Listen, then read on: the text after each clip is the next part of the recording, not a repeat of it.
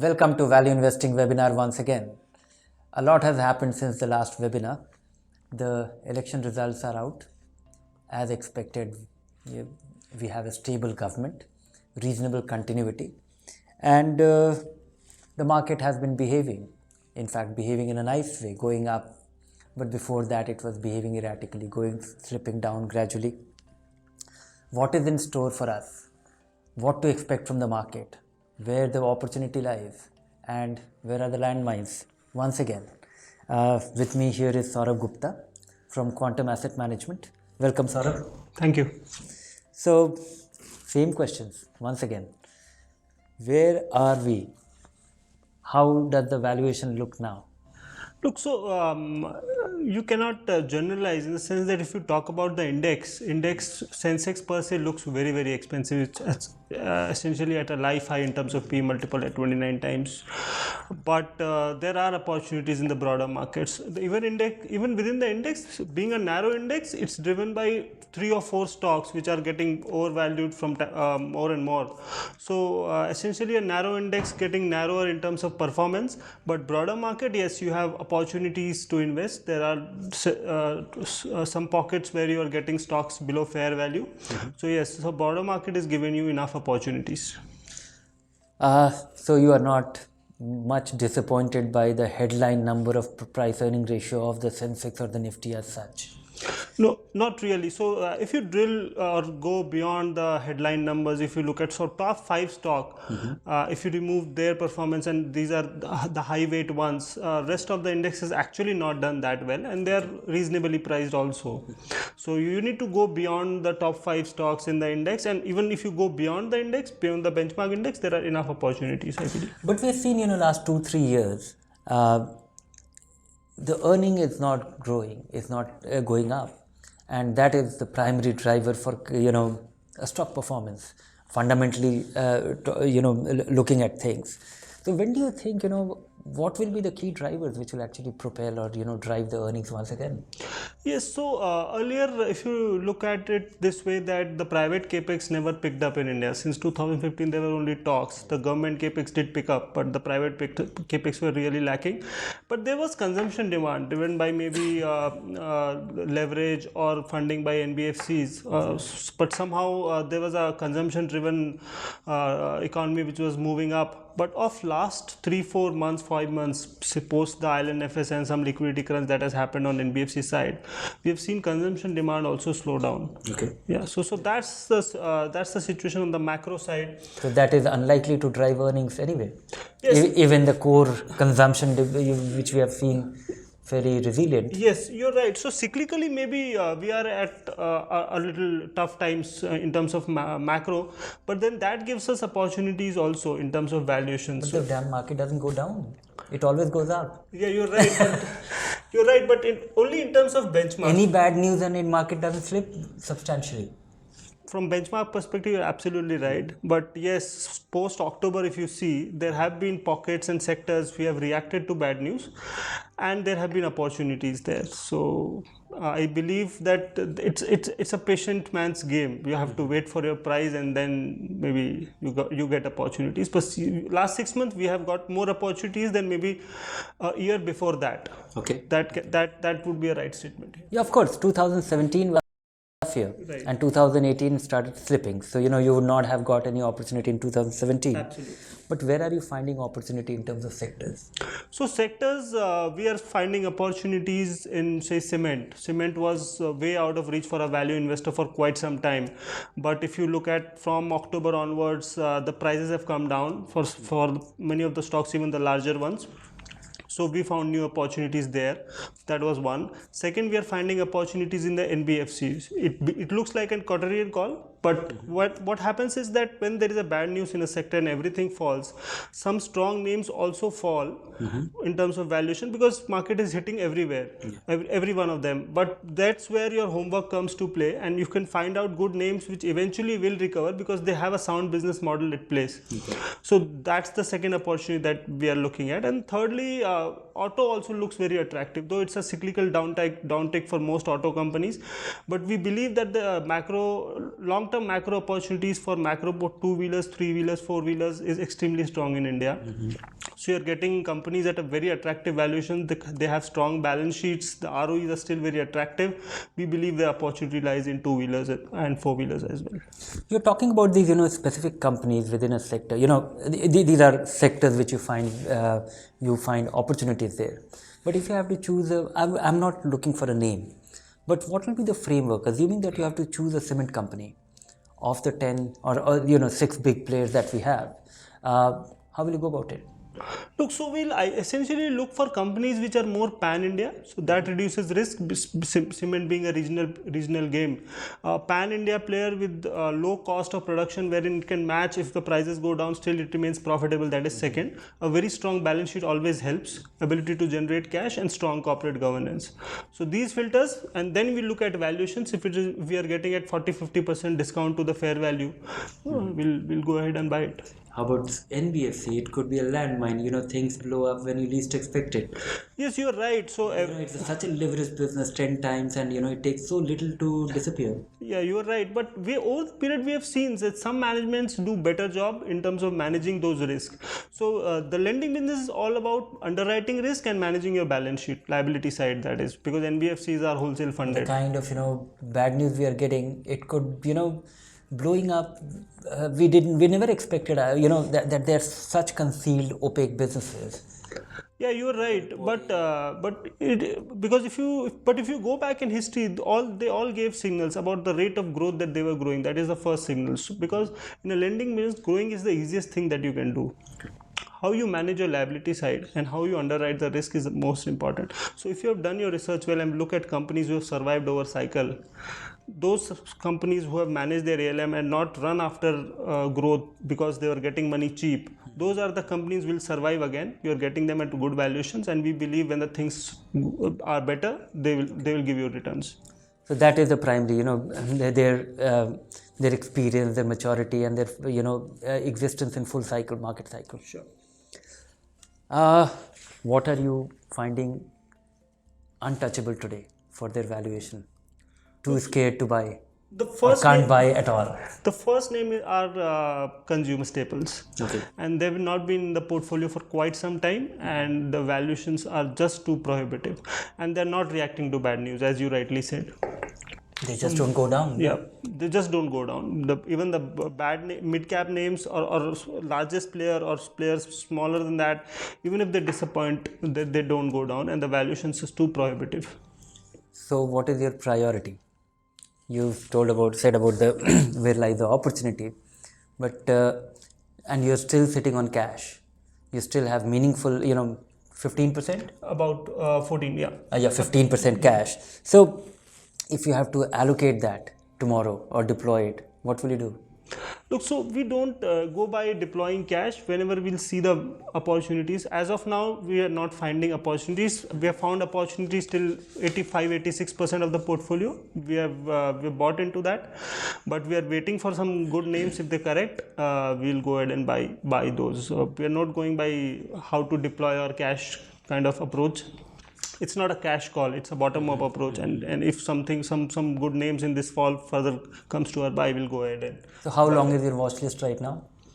While you're waiting for we have a universe, some accidental correction? We have a universe of good, strong researched universe of about 220 stocks. No, but what will be on your buy watch list that slip by 15% yeah, and you'll get cracking? I think there could be at least 5 names who would be below 15% buy, very close to 15% buy, 3 to 4 names, and there would be a bad day or a bad week, we could get into those names. Mm-hmm. So thank you very much for your thoughts, and we'll get cracking on some questions. Very interesting question. Now we have started getting for value investing webinar, which is not very bare basement level. Surendra has this question, and I think it's just meant for you to answer.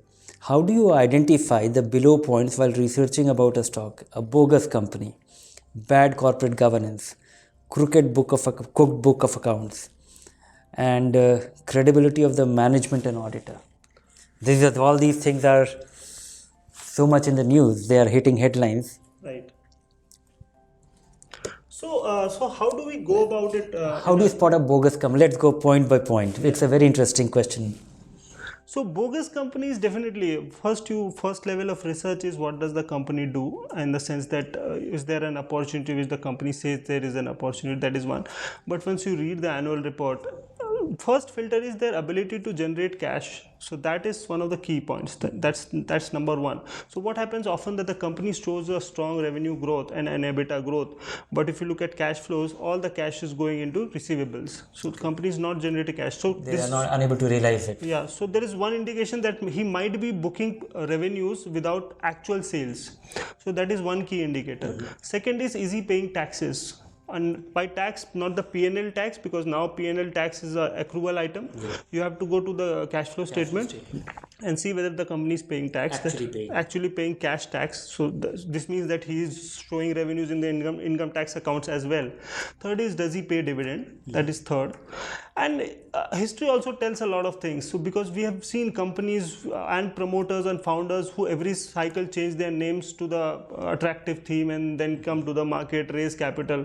So over history, over experience also helps us to understand whether this company is doing something genuine or not. So these are the things that you need to keep in mind. Do you really look for credibility of the management and auditor? Do you really see that, a big four auditing it or not a big four auditing it, does it make a difference? No, we do, as of now, the way things are, we don't think so, because the way Satyam had a big four, and ILNFS had a big four. So these names do not assign credit, they don't matter. But yes, SEBI of late has come out with some regulations about when to churn the auditor and stuff like that.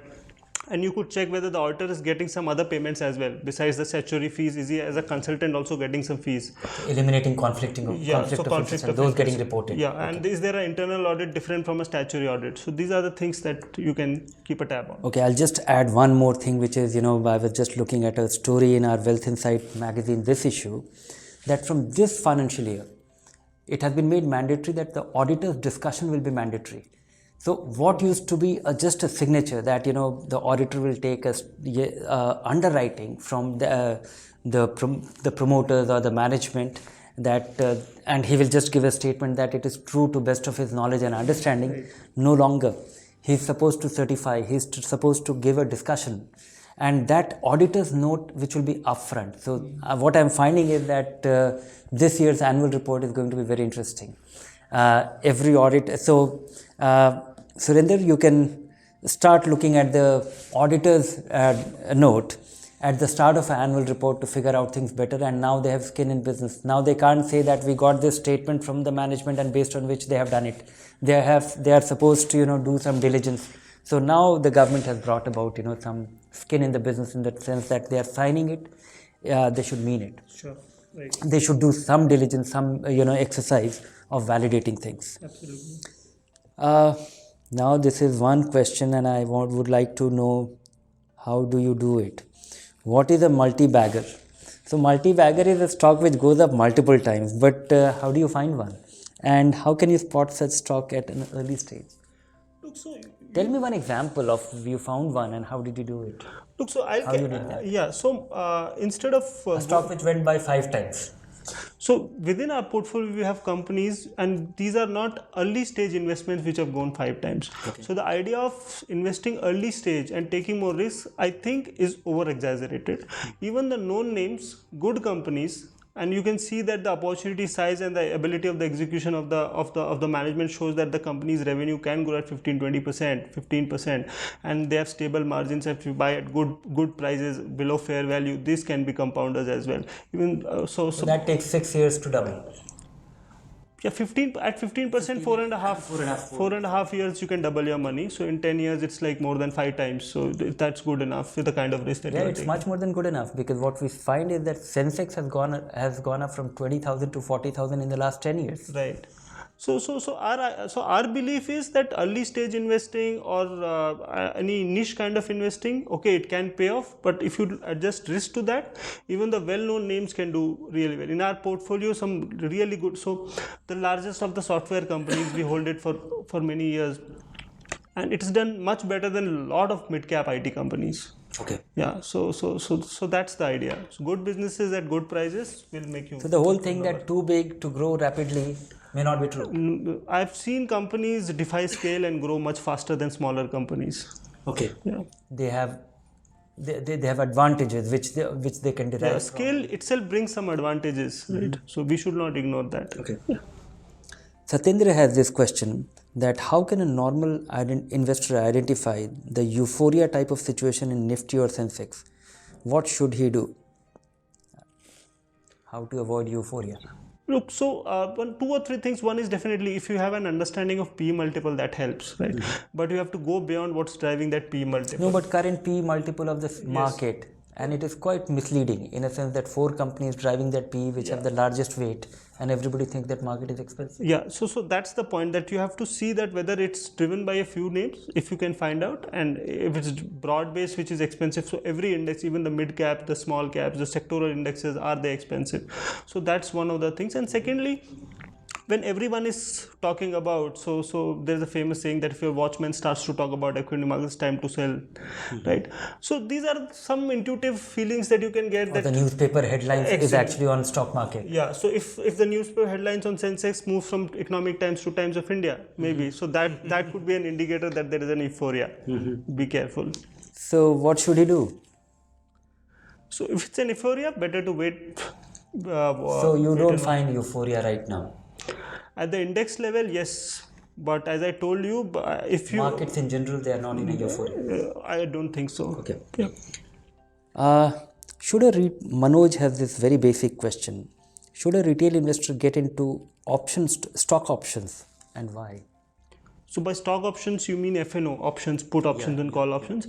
So I believe this is a separate science, and it's not that easy to calculate the time value, intrinsic value and fair value, and it expires every month. So it's a different level of research. You need to do your homework. All these are complicated models. You are being very polite. No, I need to really instruct Manoj differently. Future and option is a very dangerous thing for an individual investor who don't know the tricks. And these derivatives were devised as a risk management tool, but they help you speculate big time. With a small amount of money, you can take a big position, but these contracts expire every month. So if a wild movement takes place in the market, it is like a leverage play. It is like a leverage play. You put 1 rupee and you are riding a position of 10 rupee. So if the position becomes 11 rupee, it will look like you have gained 100%. But if that position slips by 10%, you will lose all your capital. You will lose 100%. So it's a very dangerous thing. Keep off from that. The only thing which works in the market is finding stocks which you understand, finding them at reasonable value, and waiting it with that. Maybe holding it for many years, and it works out nicely. So forget that. It'll look like easy money or opportunity making, easy way to make money. Don't fall for that, and you end up just paying brokerage and lose your capital. So keep off from that, Manoj. Pulkit has this question: how can I limit the size of my stock portfolio while also adding any new potential stocks?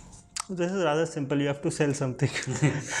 How can I limit the size of my stock portfolio while also, yes. So maybe, two things of doing it, 2 ways of doing it, which is, something which has become expensive, prune that position. Yeah. How will you go about doing it? Assuming that, you have finite amount of money, right, and you want to buy some compelling opportunity. So what are the approach that you'll follow? Yeah, so there are 2 things. One is selling the expensive first. Secondly, if you can review your portfolio in the sense that what is a better stock to own, both in terms of ability to reprioritize things. Yeah, reprioritize things. And in a portfolio approach, that also helps. So sometimes it happens that the stocks have fallen and you own something in the portfolio, but you have a more attractive, better business and at a better valuations outside. So you can bring that in and trim some of the current holding, or you can exit which are potentially not that great name. So basically an opportunity to review your portfolio, reprioritize things and reframe things. Okay. Rajesh has this question which only you can answer because you might be attempting some. How should I buy stocks when the market seems like a falling knife? Do you do it quite often? Yes, we do. That's where the opportunity... And how often you succeed? most of the time. Okay. Yeah, but then there are two things. One, your homework should be absolutely watertight so that you don't fear when it falls further. That You is, understand what's going on. yeah, what you are trying to get into in terms of one business and everything, and whether company's balance sheet and other things are strong enough to survive that cycle. That gives you a conviction. Your homework gives you the conviction. And secondly, you have to be very careful in the sense that you cannot catch the bottom, that's for sure. So you must be ready for next 10% also. Okay. So if you're buying at 100, there is always a possibility in the near term the stock could go to 90, right? Or So maybe catching 85. absolute low is impossible. Yeah. So maybe you can start. But is it only 10%? It can be higher because in the near term market will react to how the majority is thinking. Everybody is selling, the short term hedge fund is selling, the markets will go down. Over longer periods of time, the stock will arrive to its intrinsic value. Yeah. So you have to be careful on both those two things. Understand and have some price in mind. Yeah, price in mind and wait along, because you might feel in the near term that you're going wrong, and you should not allocate your capital right at that point in time, 100% of your capital. Okay, Maybe so stagger your investment, yeah. have some price band in mind, and don't get disheartened if it falls further. So, okay. So this is Anil. Should we overlook growth stocks simply because they are overvalued? What should be the formula to choose a middle path? Look, so there is a middle path in the sense of growth at reasonable prices, and these are different strategies. But yeah, growth investing is a slightly more risky investing than value investing. So our approach has always been take care of the risk first and protect your capital first, and then get for capital returns. So my suggestion would be stick to valuations a little more. Don't overpay for anything. That's the idea. So this is not an answer for Anil. I would suggest him a simple thing. Buy one growth fund and buy a value fund. And you'll be able to spread your money over the skills of two fund manager and buy a fund with over 10-year history of beating the benchmark with a growth strategy as well as a value strategy. So you'll be able to do well all the time in the market, hopefully. Madan has this question: what should be the duration of an ideal long-term investment in stocks? How should I select stock for the same? So it's back to basics again. Yeah, so not stock specific, but equity investing itself entails long-term investing. So essentially, less than 5 years should not be buying. It's plus 5 years, that's one. And if you want stock specific, look at the opportunity size and the company's ability to continue to grow at longer periods of time. How long can it sustain that kind of growth? So that's the second thing. And the management's ability to, and keep reviewing it, whether it's on track, whether the business, because the external environment is also getting very, very dynamic with these kind of startups and new technologies and disruption coming. Being a value long-term investor helps, but you need to keep on reviewing the business case of the business and just hang along. Can you really cite me an example where you invested in a business with a long-term view, but the business turned obsolete in your investing lifetime itself? Yes, we did. It was not that the business went bad, but what happened was that the company took some risk which did not pay off, and those risks started to reflect on the balance sheet. And it's the balance sheet, when the balance sheet starts to get worsened, that's the time when we definitely review the portfolio, because it's the balance sheet which will ensure that the company survives over longer periods of time. So P&L, okay, it's cyclical thing, but if that starts to reflect in a bad balance sheet in terms of debt equity and other things going bad, or very high goodwill on the books and acquisitions which are not too great, then we tend to start to go nervous. Nirmal is asking this question: how relevant is the entry timing for an SIP in value fund for 10 plus years?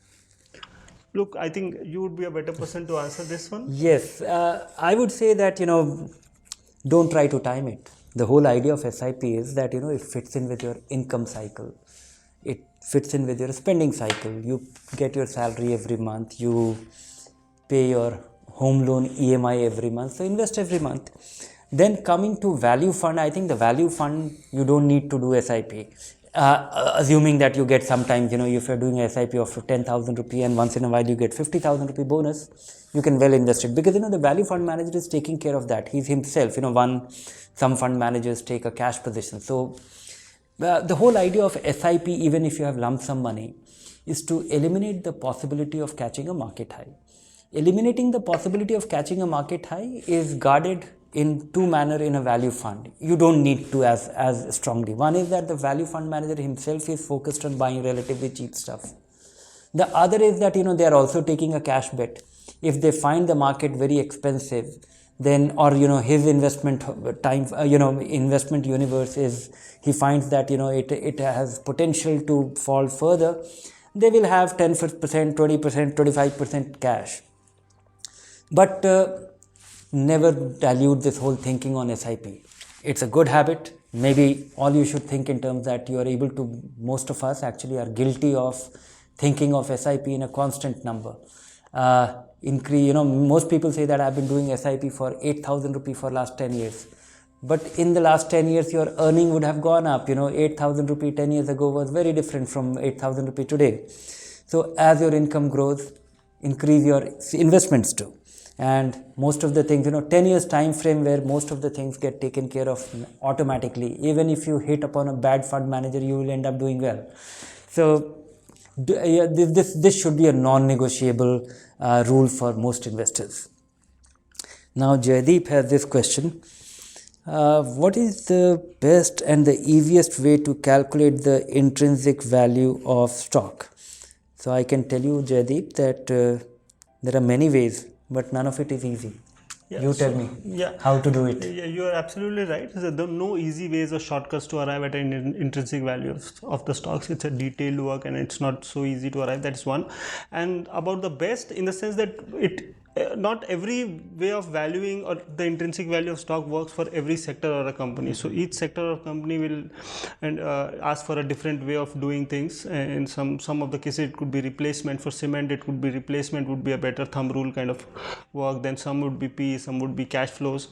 But yeah, these are not the easier ones, and you have to do a lot of homework in terms of what the peer, in terms of understanding the peer set, understanding the sector. Then maybe you have to devise the cash flows.